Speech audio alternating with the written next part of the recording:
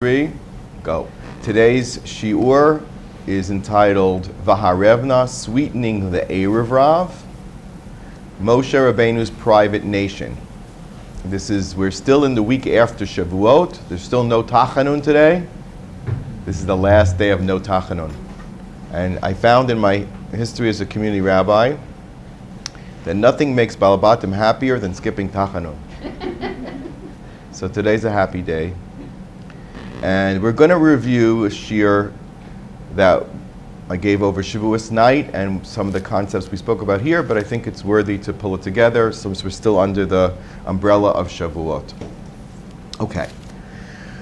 The problem in the context of what we've been learning about. What we've been learning about is the framework of the 6th millennium of the Jewish experience, which is the 1,000 years between 1240 and 2240, understanding what that Tekufa means for the Jewish people as the 6th and final day of Jewish history, and accelerating us towards Mashiach, really, and quite, I would say, careening at this point towards Mashiach, kind of like a runaway train. That's at least how Elie Wiesel described us. Hopefully not, hopefully heading in the right direction. But in any case, one of the most important things about this whole millennium is I wouldn't call it the evolution, but I would call it the revelation to the masses of the Jewish people, to hidden concepts of Torah which were suppressed from public knowledge during that 1,000-year period.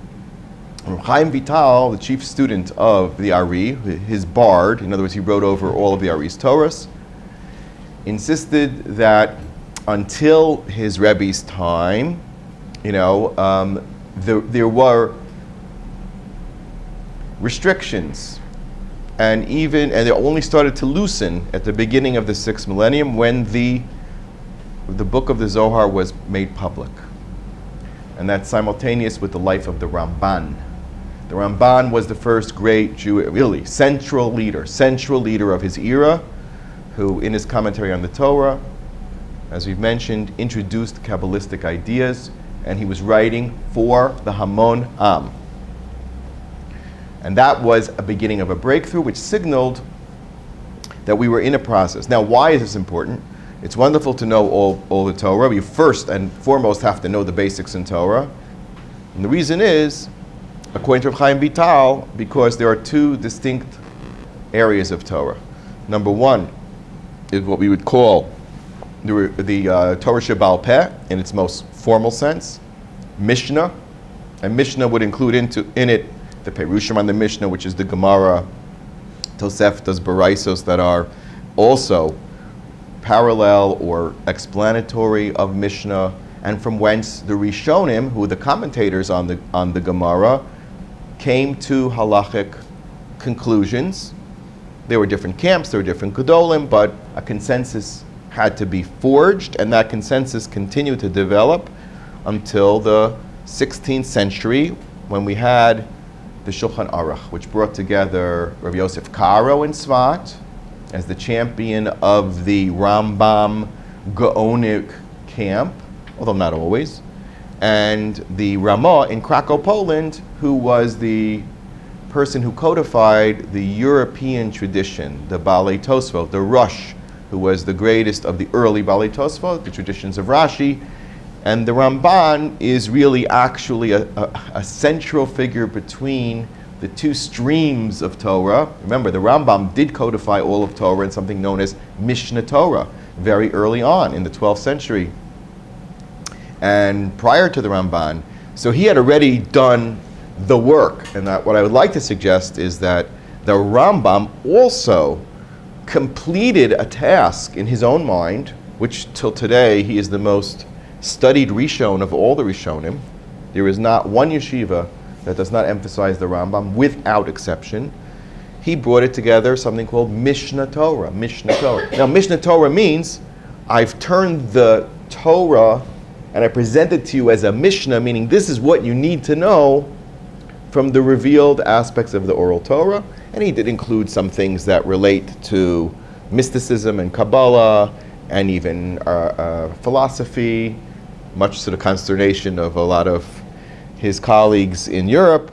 But he was the one who first kind of took Mishnah, right, and said, okay, here's Mishnah plus all of the Gemara together, so you can have a reference book to know where do we go with the Mishnah, what is the halachic process. And of course his work forms the backbone, along with the Rush, who is in Europe with the Balei Tosfot and the schools of Rashi. They form the two backbones of the Shulchan Aruch, both Sephardic and Ashkenazic, which then becomes the set table of Rabbi Yosef Karo and the Mappa, the tablecloth of the Ramah, who decided in really true unity to produce one Sefer. Fascinating that the Ramah was willing and interested in not dividing the Sephardic and Ashkenazic world, but joining them under one roof. Fascinating concept. Okay, but that's called Mishnah. Says Rav Chaim Vital in the 16th century, Mishnah's relationship to the hidden elements of Torah, Sisrei Torah, as presented in the Zohar and previous Svarim. We spoke about this on previous occasions. There's Sefer Yetzirah, which is attributed to Avram Avinu. There's Sefer Razi El Hamalach. That's also a very early Sefer. You know, they give out these little Razi El Hamalachs, and they keep them in your, along with the Noam Elimelech. Those are the two best little Svarim to keep around. They used to put them under the pillow of women giving birth, the Noam Elimelech. Right, much later though. And there's other tracts of Kabbalistic literature, but the Zohar became the backbone, right, of the other part of Torah, which is called the Matrunisa, the queen of the Torah. And the relationship Rav Chaim Vital said between Mishnah Torah, and Sisrei Torah, meaning the Torah that we know about how Hashem is, his ways, how he conducts the world's affairs, his hashgacha pratis, and all of that, which of course are themes that are discussed openly all across the Talmud, right? But in their most detailed fashion and collected in one place, the Zohar forms a backbone of all those concepts. And says Rav Chaim Vital, the relationship between Mishnah and Sisrei Torah is the relationship of a maidservant to her queen. That's a pretty radical statement. Very radical statement. You know, if he wouldn't say it, who would say it? And his argument is that we must connect the two aspects of Torah, because if we don't, what's the implication? The implication is that actually we are withholding the Geula.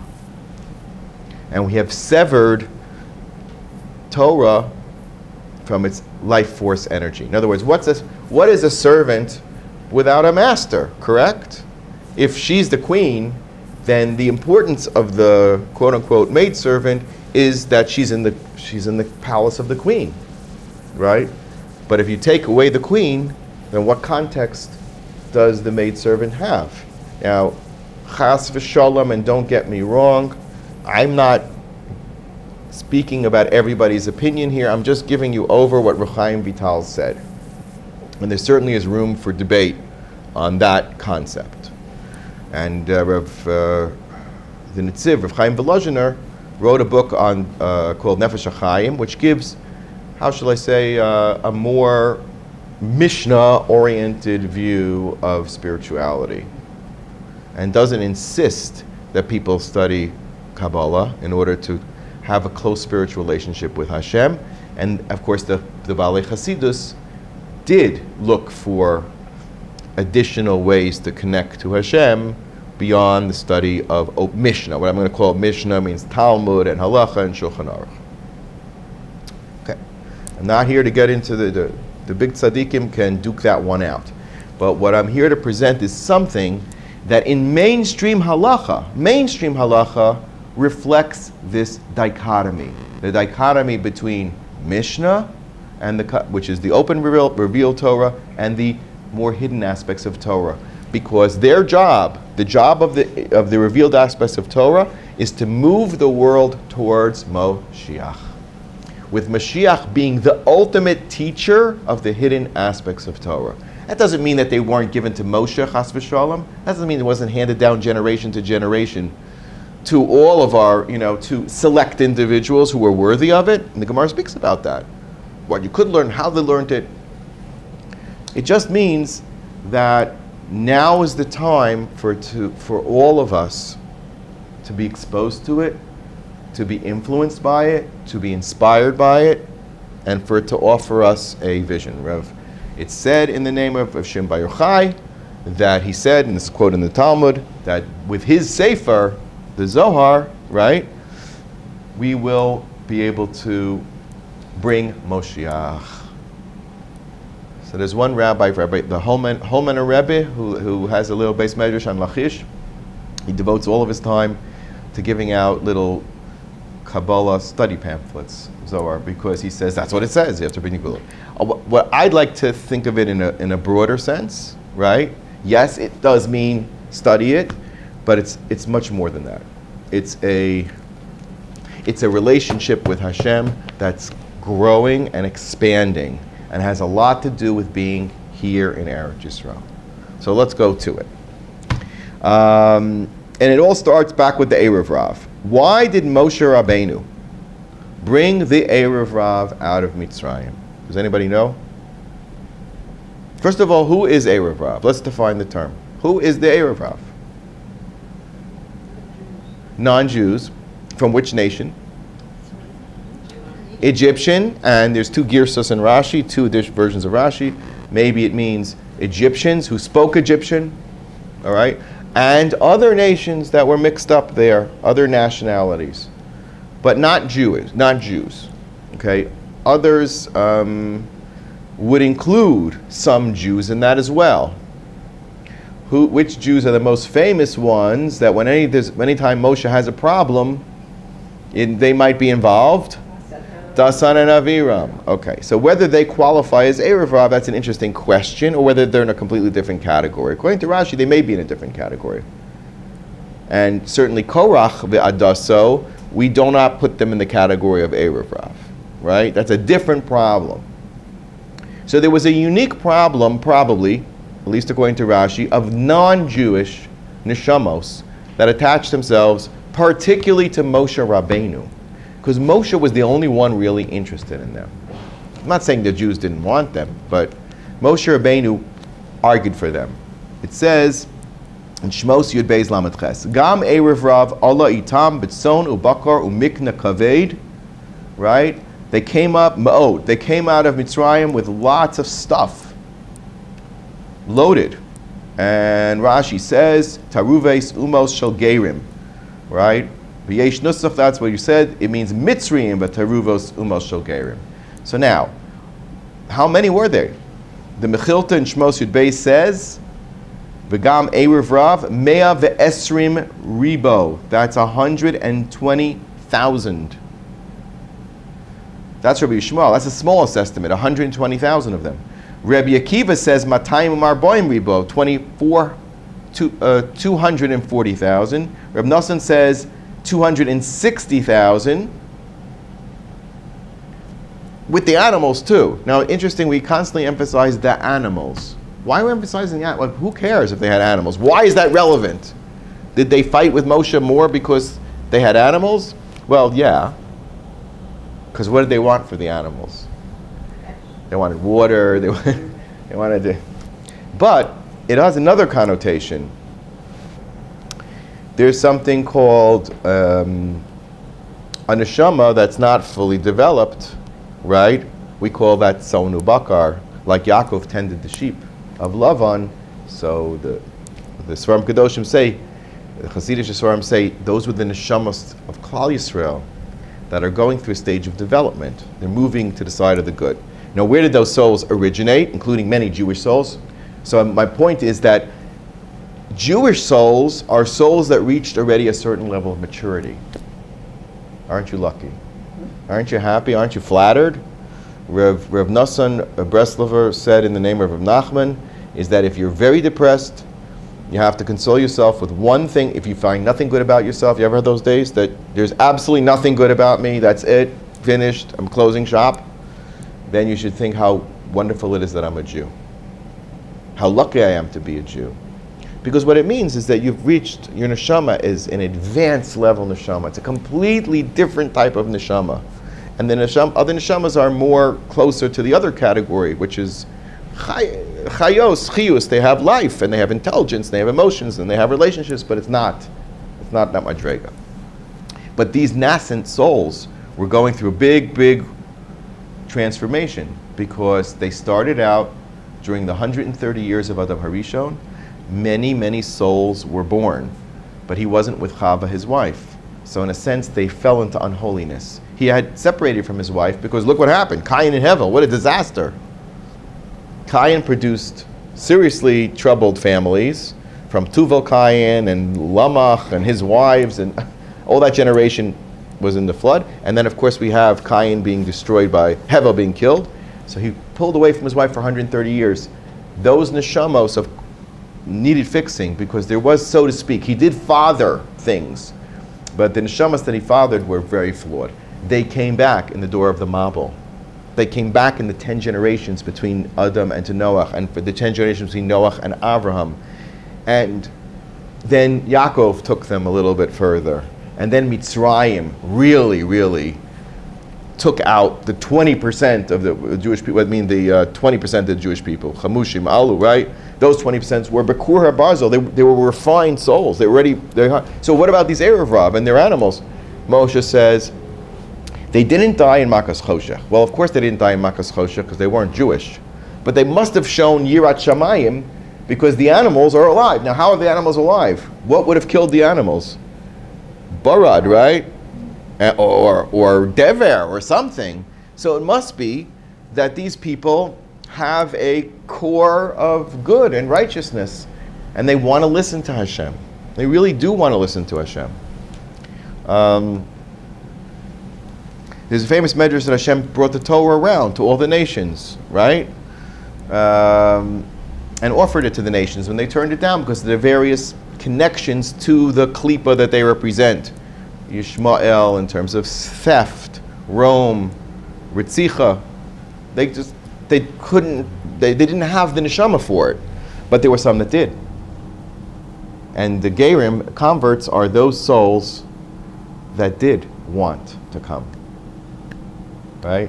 So I heard someone say that, there's a lot of Jews that unfortunately are lost. I received something in the mail today which made me very upset. I got a magazine from the Steinhardt Center for Jewish Life. What was the feature article?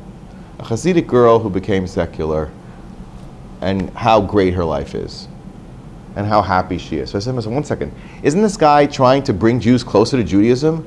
So what's the point of portraying Hasidism as the most backward, horrible way of life, and this girl who escaped from it is a great Jew? Yeah, but she's not going to have any Jewish children, because she will not raise her children with Torah, because she's rejected it. So what is the point exactly? That's called Jewish continuity? One more generation? That's not enough. We need a few more generations. We got to make it till 6,000. Okay, so anyway, what was Moshe doing with these people? He said that he could handle them as the tzaddik emes, as the continuation of Adam, Noach, Avram, Yitzchak, Yaakov. He said, I can do this. And more importantly, not because he could do it, because Klal Yisrael needs it, because we got to get, right? You know what I'm saying? We want the Geul already. We don't want to wait, right? Like they said, Mashiach, we don't want to wait.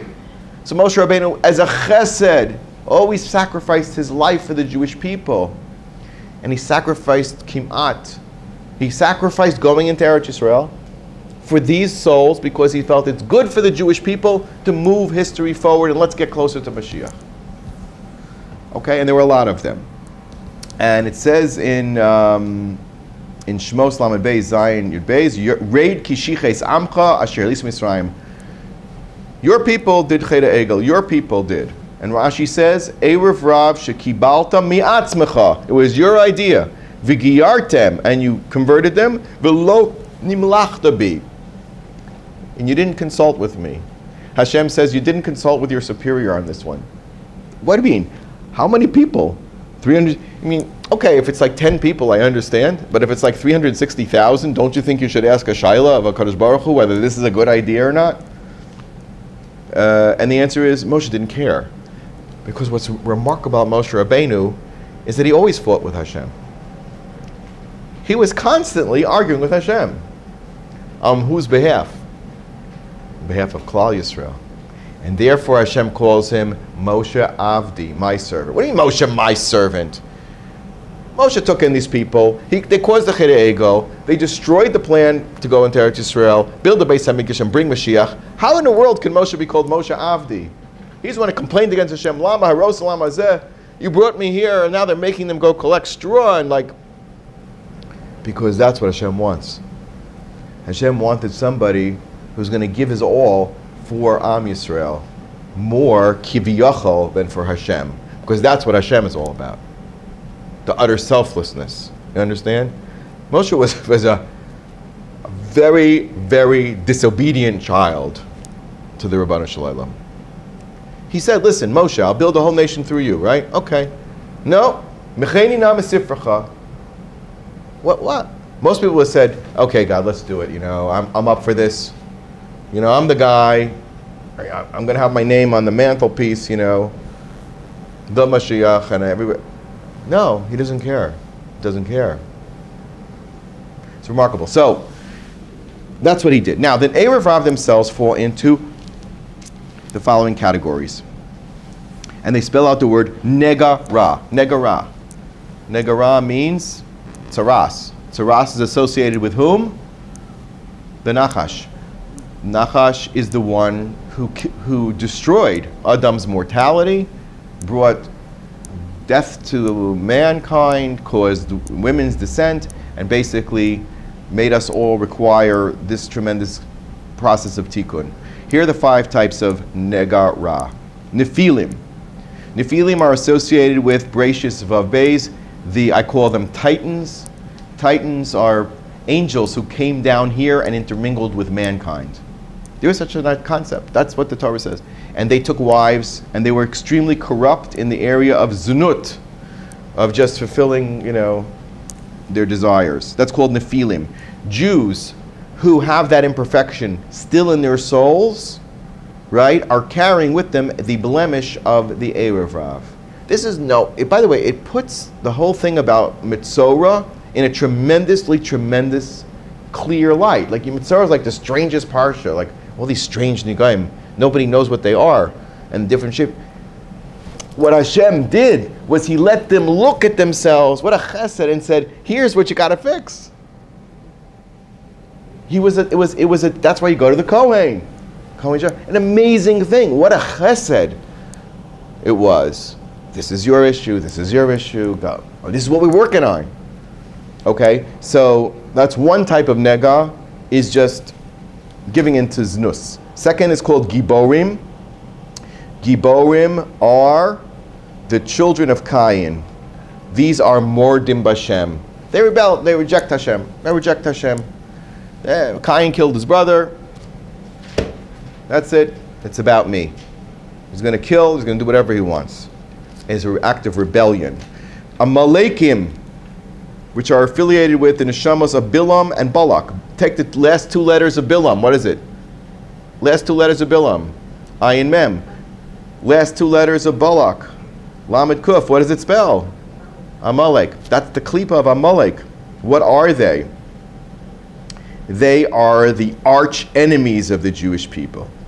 As distinct from the Giborim, who just are porek. Oh, they don't want anything to do. They want to destroy the Jewish people. They could care less. They just want to rebel on their own. But the Amalekim are insidious Jews who want to destroy the Jewish people in their core. Right? Like, you had in Russia, for the Tsar, not the Tsar, for the Bolsheviks, who did a pretty good job about destroying millions of Jewish lives, tearing them away from Yiddishkeit, and the Tsar before them. They had a Jewish police, what they were called? The Yeveskia. They had Jewish communists. The Goyim didn't know what the Jews are doing with their religion and what yeshivas were all about and what Shabbos and mikvah and kashrus all about, but they did. And they made sure to tell the Russians exactly how to shut down mikvahs, shuls, shchita, who to schlep to Siberia, which rabbis, including the Lubavitcher Rebbe, who suffered at their hands, who were physically beaten by them. He was physically beaten by them in jail until there was a world hishtadlus to save him from the clutches of the Bolsheviks. And it wasn't because of the Goyim. They actually would have probably left him alone. Because what do they care, right? But they put these, how to pronounce it properly, the Jewish police, the Jewish communists, and boy, did they know how to persecute their fellow Jews, to destroy and uproot every ounce of Yiddishkeit that they could possibly have. And they did a pretty good job. And then you have Rephaim. Then we have Rephaim. Rephaim are people with money and resources who could support Torah and choose not to support secular causes only. They're the ones that give to the museums and whatever else, save the whales, but don't save the Jews. And the last ones are called Anokim. They are the enemies of not the entire Jewish people.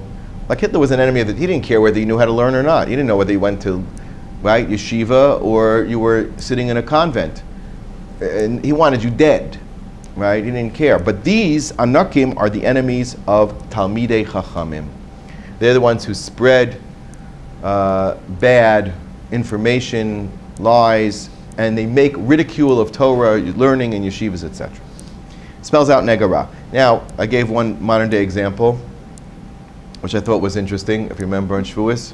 Who did we say? Well, what's an example of a modern day klipa of an Erev Rav?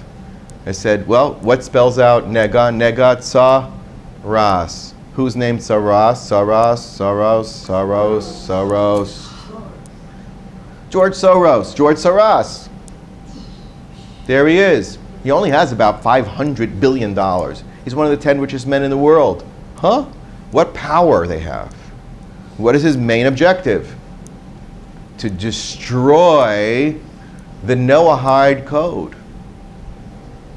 and turn mankind into tohu vavohu, utter chaos. No borders, right? No values of family, progressive agenda. Progressive agenda is what? What is the main thing in the progressive agenda? What does it mean to be progressive? Transgender and homosexual rights, and everybody has to be accepted for who they are and what they are. And that's called progressive. Progressive is, we're going to have a transgender president. We may have had one already, but I don't want to go there with the Rebbitzin, Obama's Rebbitzin. But we don't want to go there. A lot of things have been said about her. And that shouldn't be officially on the tape. But certainly their agenda, and one of the final things that he did in office was push this crazy thing about the bathrooms, right? The mixed bathrooms. And one of the first things that Trump did, and one of the first good things that he did, was say no federal money to force schools and institutions to make those kind of bathrooms. Although unfortunately the Israeli army does, and this is a big problem, that this progressive thing in our own country is a virulent force. And I think it's coming to a critical time for the country where there's enough demographics of people who do care about Torah values to kind of turn the tide. And it's a battle. It's a huge battle. And you don't have to be intelligent to see it. Every day it's the conflict between the army and the Hasidim, but more importantly, will the army accommodate Torah? Does the army allow Torah and Torah values to permeate it? Because it's a great challenge to their philosophy, the progressive secular philosophy of the leadership of the army, which is still the old kibbutz mentality, the old elite, progressive, humanistic. Here's another fellow, one of my favorite people, Senator Bernie Sanders, who has nothing to say about Israel except this. We must end the occupation. His big thing, after 50 years of Eretz Yisrael, is not how great Israel is and what it's accomplished, its gifts to the world, the importance of the Jewish people, its history, its heritage. No. We got to kick the Jews out of Hebron, Yerushalayim, right? That's important. That's a value, because his value is a different set of values. That's what it means. That would go into that category. But let's move on. So now we have all these Erev Ravs. What do we do with them? What can Moshe Rabbeinu do with them? So I want to show you that the thing that we do with the Erev Rav is actually hinted at and it's explained in Birkat HaTorah. Right? Birkat HaTorah. Women are obligated to recite Birkat HaTorah every day. Right? I'm sure you do, yes? You open up the siddur and you say Birkat HaTorah, just like the guys. But, right? But no different. In fact, it's fascinating. If you look in the Mishnah Berurah, there are two opinions of whether a woman can say Birkat HaTorah for a man. And all he has to do is say Amen, and he doesn't have to make the bracha anymore. You can tell your husband, listen to my bracha, I'm going to make Birkat HaTorah. Okay, now don't go make it in shul because I was already motzi you. The Vilna Gaon has a different opinion. Why? But there is, which is remarkable. This is also remarkable because women do not have the same obligation as men to learn Torah, right? They have obligation to learn any relevant halacha, and of course things that would inspire you and a general knowledge, but the strict guidelines of the obligation of Talmud Torah are not upon women. It's clear from the Gemara Kedushin. You don't have to teach a girl to be a Talmud Chacham. You don't have to. She doesn't want to be, leave her alone. She doesn't have to. So how could it be that woman can make a bracha for a man? It's a kind of different relationship to Torah. No, even so.